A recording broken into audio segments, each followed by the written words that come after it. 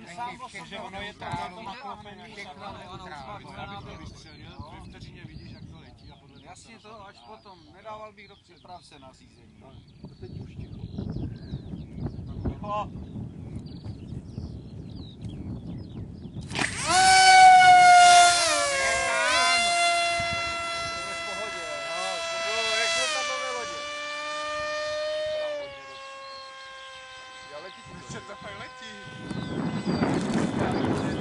Na povrch!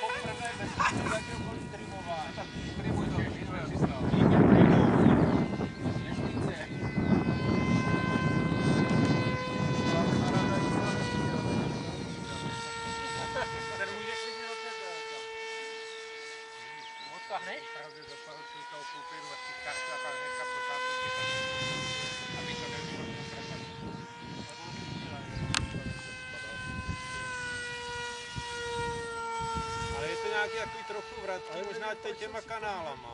Je to divočák, že? Já se dívám, že to tak zkus to. No, to je jasný, ne? To já rozumím.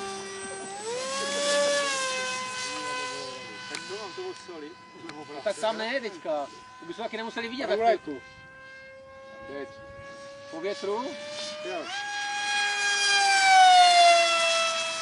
Pana Brno. Zapomeň, že okolo se dali vojenské radary, jo?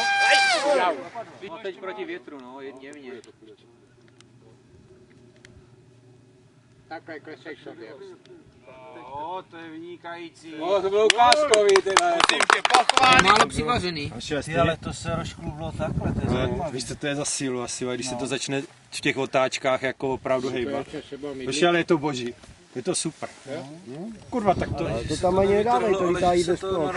No nic, no rozmykáš lepidlo, zalepíš to a hotovo. To nic, to se vystuží ještě, to už vidím, že to vystužím. To je nějaký uhlíkový šprajci to. No, něco tam přidáme. Nemotkání. A teď toto máš ještě stejně překlíženou tu balzu a stejně si to trhlo. No,